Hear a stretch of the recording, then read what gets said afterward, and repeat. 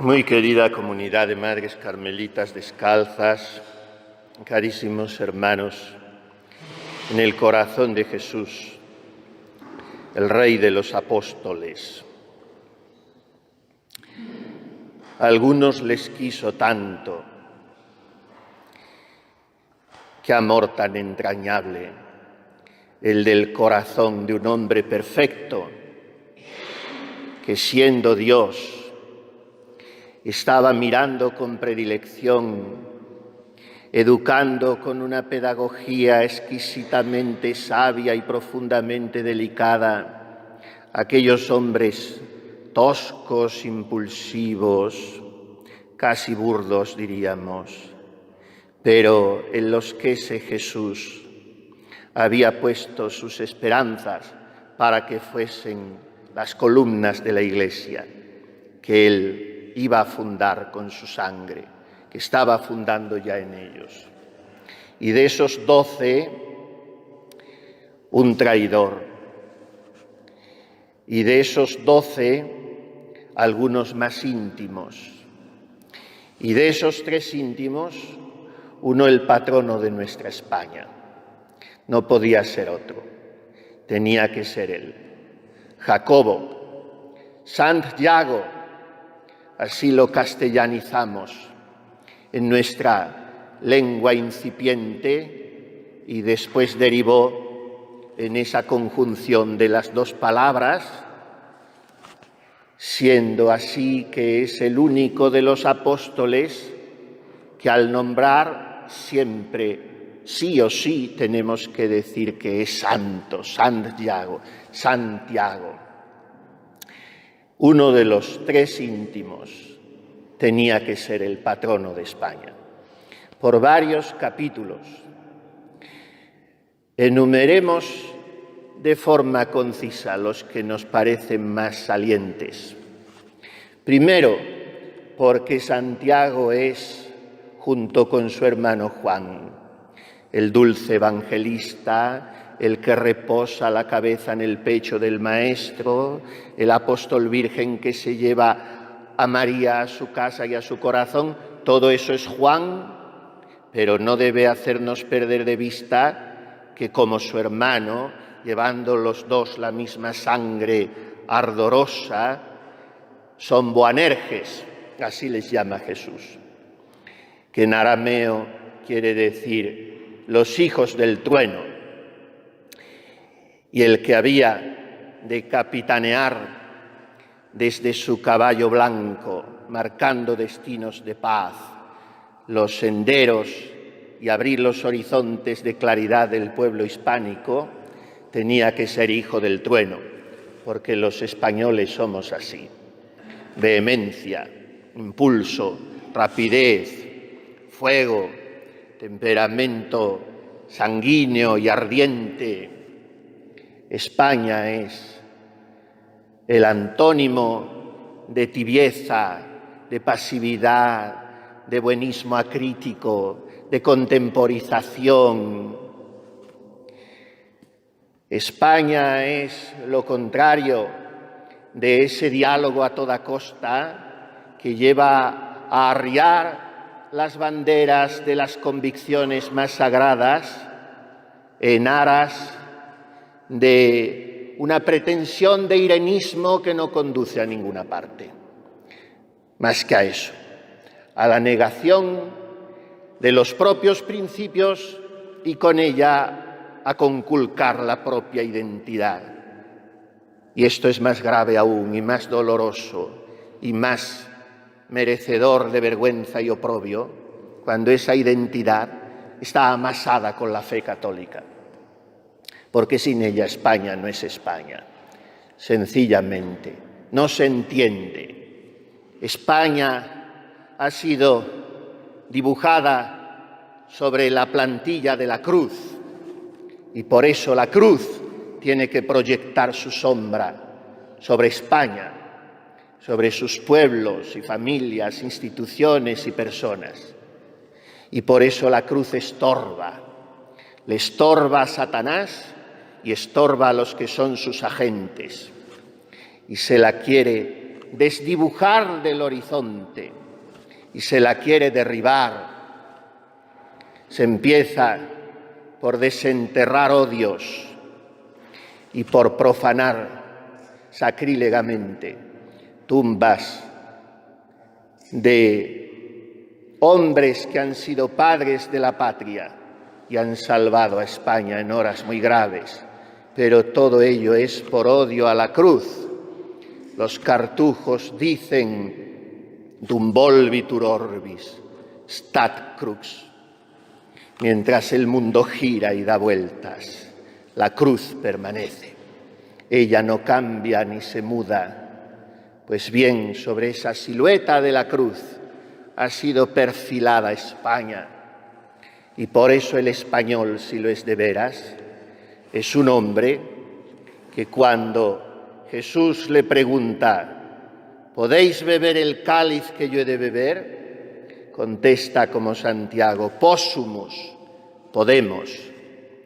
La gloria de un hijo de España no es el prestigio merecedor de los aplausos humanos, aunque España se haya hecho acreedora de ello en tantas ocasiones por rendir servicios absolutamente únicos a la Iglesia y a la humanidad.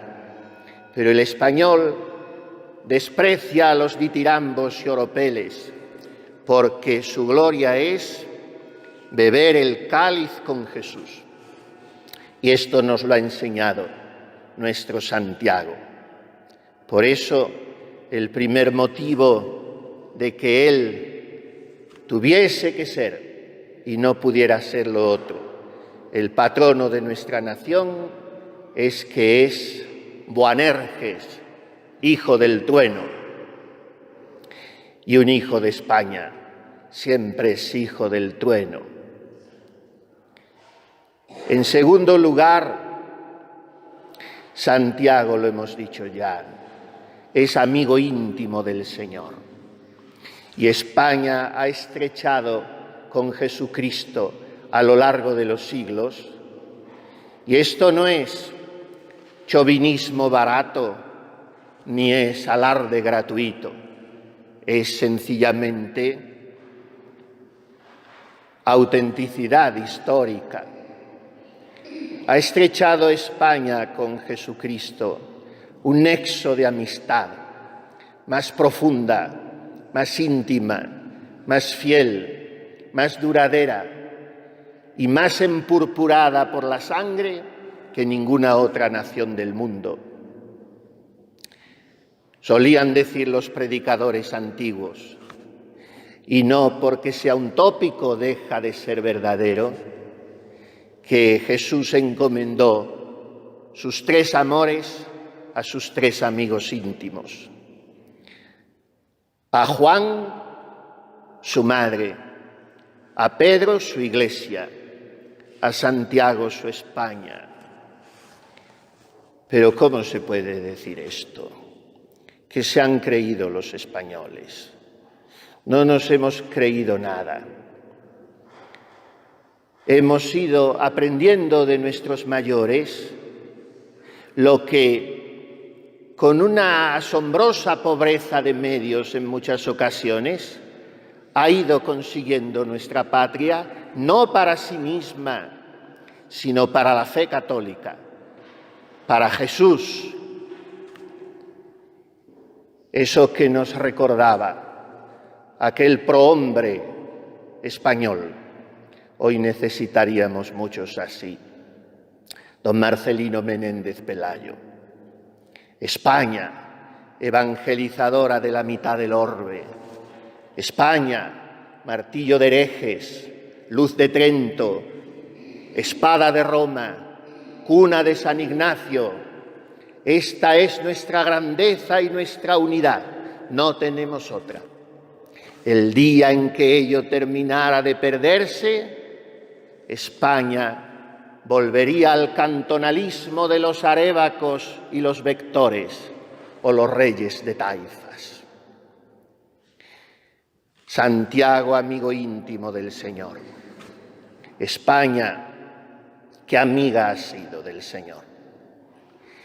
Y aunque ahora vapuleada por la apostasía en que quieren hacerte adormecerse los enemigos de la civilización cristiana, parezcas renegar de esa amistad sacrosanta, no podrán con ella, porque en España siempre habrá un niño que reza enseñado por sus padres. Siempre habrá un enfermo que sufra y ofrezca sus dolores por la salvación de su patria. Siempre habrá una carmelita que ore y haga penitencia para que no se pierda nuestra nación. Siempre habrá un sacerdote que predique la verdad, aunque se le persiga, y al fin siempre habrá un joven, un anciano, un seglar o un religioso que ante la disyuntiva de negar a Jesús gritará un viva Cristo Rey y morirá por él y por España.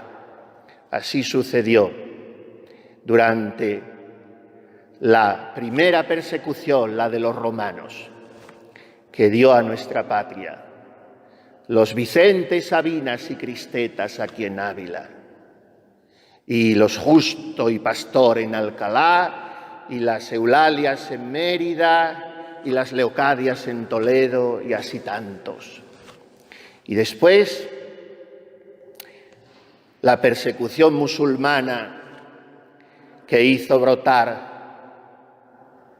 cosas tan bellas como la flor de la castidad de un muchacho de 14 años, Pelayo, al que se le llevó preso de Asturias a Córdoba y allí murió por no ceder a las solicitaciones contra natura que le hacía el califa. Y después tantas persecuciones, a veces sin sangre, pero con lo que se ha llamado el martirio de las cosas. Vino la francesada y quiso también arrancar la fe de nuestro suelo y destruyó iglesias y altares. Y por último, la barbarie roja que quería hacer de España un epígono de Rusia. Y aquello se convirtió en la cruzada más grande que han visto los siglos a lo largo de la historia de la Iglesia. 7.000 mártires, ni una sola apostasía. Esa sangre está clamando a Dios por la salvación de España, junto con la de Santiago, porque este es el tercer capítulo de que él y no otro tuviese que ser nuestro patrono. Y es el hecho de que él es el protomártir de entre los apóstoles, el primero que dio su vida por Cristo. Lo hemos leído en el libro de los Hechos de los Apóstoles. Se consumían de rabia y trataban de matarlos. El Sanedrín, los que escuchaban a los discípulos de aquel Galileo que había sido crucificado, y ellos se empeñaban en decir que estaba vivo, querían matarlos. Y empezaron por Santiago. El rey Herodes hizo pasar a cuchillo a Santiago, hermano de Juan.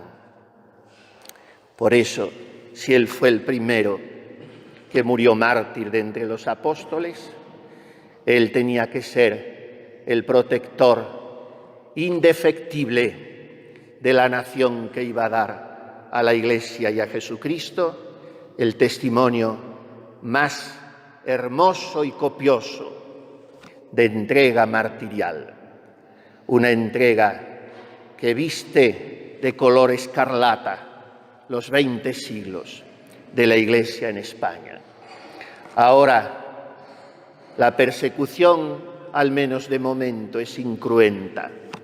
Se trata de un martirio psicológico y social que hace que los católicos, si no somos fuertes, si no hacemos oración y penitencia, si no frecuentamos los sacramentos, si no nos formamos convenientemente, si no nos agrupamos para hacernos espaldas unos a otros, sucumbamos a esa persecución sutil, ladina de lo políticamente correcto. De manera que el martirio continúa.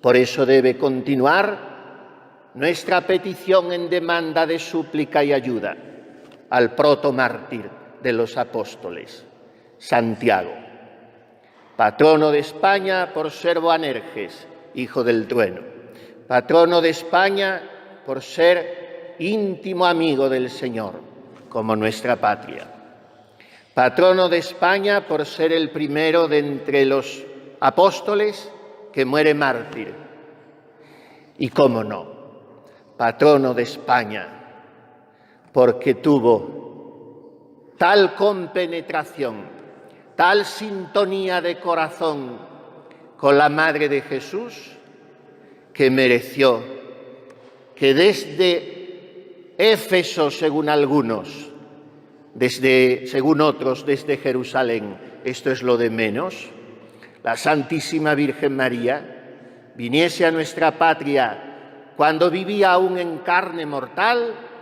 para sostener los trabajos apostólicos de aquel hombre que, aun siendo un pescador esforzado y un hombre aguerrido, se desanimaba, descorazonado, ante el poco eco que su predicación encontraba en el suelo hispánico entonces. Y casi vencido en las orillas del Ebro, vio aparecer ante él, portada por ángeles, una columna, la columna de la fe, el pilar inconmovible sobre el cual asienta sus plantas María, María Inmaculada, la patrona de nuestra nación. Y este es el último capítulo que enumeramos porque no podemos hacernos más largos, que nos hace pensar que Santiago y no otro debía ser el patrono de nuestra nación. Hoy tiene que animarnos a nosotros, aquel que un día fue animado por la Madre de Dios, aquel que hubiese dejado caer sus brazos y que hubiese sido entonces de la fe en España si no le hubiese alentado Nuestra Señora. Y es ella, María, la que quiere alentarnos hoy a nosotros, para que no nos acobardemos, para que no nos cansemos, para que no nos descorazonemos. Son tantos los españoles que al mismo tiempo que han contribuido a hacer grande nuestra patria, han contribuido a que la fe de Cristo se extienda por todo el mundo. La hazaña más grande de la historia ha sido el descubrimiento y conquista y evangelización, sobre todo evangelización de América, todo un mundo.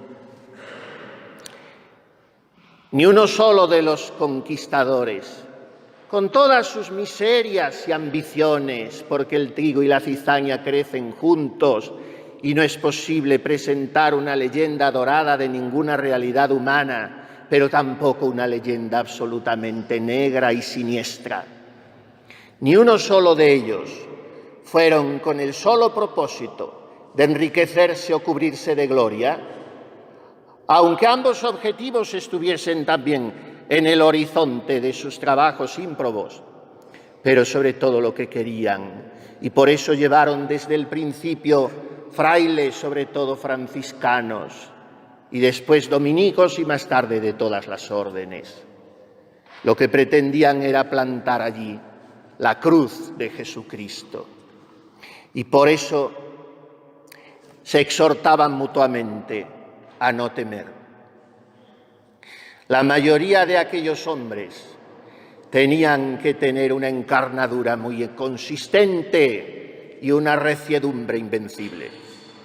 Y por eso eran vascos y navarros y castellanos y andaluces y canarios, pero sobre todo extremeños. La mayoría eran extremeños. Y uno de los más grandes fue el que conquistó el imperio incaico todo entero. Pirú le decían aquellos indios, y nosotros hoy Perú.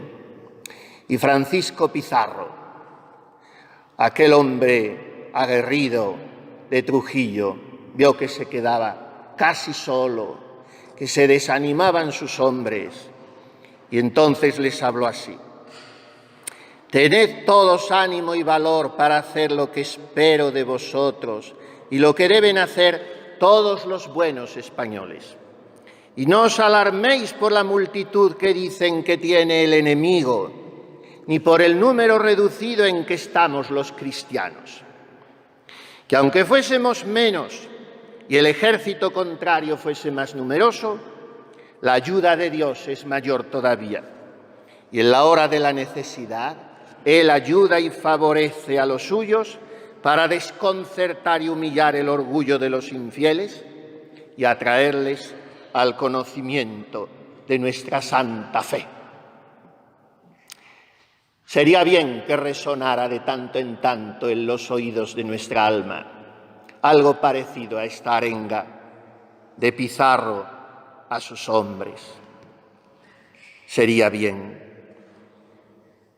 Como será bien que tengamos presentes también aquellos versos de un caballero español, casi contemporáneo nuestro, don José María Pemán.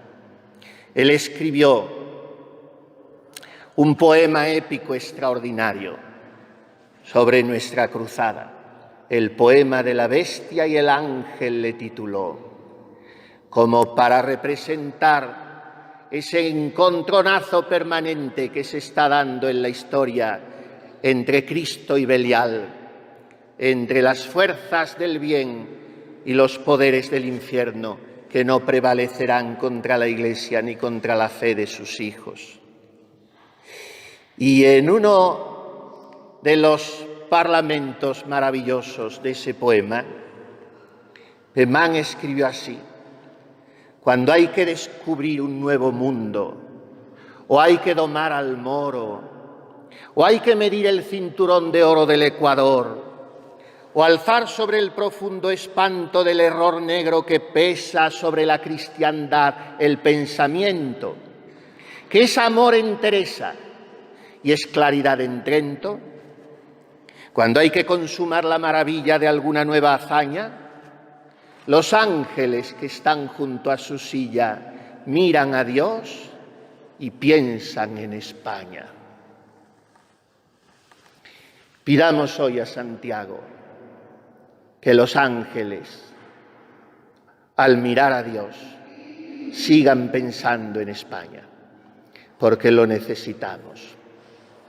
Necesitamos que nos mire el primero de los mártires entre los apóstoles, Santiago. Necesitamos que nos mire el santo ángel custodio de España. Necesitamos que nos mire la Inmaculada Madre de Dios, patrona de nuestra nación, y que nos mire también la otra patrona de España, la Santa Madre Teresa de Jesús. Dios haya perdonado a don Francisco de Quevedo y a otros muchos santiaguistas que, con el exclusivismo berroqueño de quien no admite el menor cambio, aunque sea para bien, desecharon y lograron incluso que el Papa cancelase la declaración que había hecho de Santa Teresa como patrona de España. Pero las Cortes de Cádiz, aquellas liberales, lo que son las ironías de la historia, volvieron a declararla como tal. Y después hubo muchos vaivenes en esa declaración. El otro día estuve celebrando la Santa Misa en el santuario de Araceli, la reina de la campiña cordobesa, en un monte hermosísimo, y cuando iba a retirarme de la sacristía descubrí un cuadro que no había visto en ningún lugar. Un cuadro que representaba en par igual como patronos de España, con sus correspondientes inscripciones latinas, a Santiago y a Santa Teresa de Jesús. Y es que ella es la santa de la raza. Y no necesitamos declaraciones ni decretos oficiales para encomendarle también a ella los destinos de nuestra nación. También era ella, sanguínea, fogosa y ardiente, mujer de realizaciones incansables, hija del trueno. También era amiga íntima de Jesús. También vivió el martirio de lo cotidiano y también fue hija esclarecida de la Reina del Carmelo. De manera que, cuenta Teresa, con los mismos 4 capítulos de Santiago, para mirar con dulzura maternal a nuestra nación. Dirijamos también a ella nuestras miradas y cerremos esta reflexión que ha sido larga, pero nunca se hace larga la misa si la fe no es corta, mirando a Santiago, que con esa delicadeza que sobre ser femenina es monjil, han puesto aquí estas carmelitas, flanqueado por la bandera de España. Vestido de peregrino, creo que no tendrán una imagen del apóstol montado sobre blanco alazán y venciendo a la morisma en la batalla de Clavijo, porque si no la habrían puesto porque es más expresiva que esta, aunque en algunas partes se empeñen en quitarla por no herir sensibilidades o no atentar contra el diálogo interreligioso. Si Santiago no hubiera aparecido en la batalla de Clavijo, posiblemente hoy no estaríamos nosotros aquí. Pues mirando a este Santiago, nosotros, queriendo que nuestra oración sea tan encendida y suba tan alto como la del humo del incienso del botafumeiro compostelano, le decimos: Santo Adalid, patrón de las Españas, amigo del Señor, defiende a tus discípulos queridos, protege a tu nación. Así sea.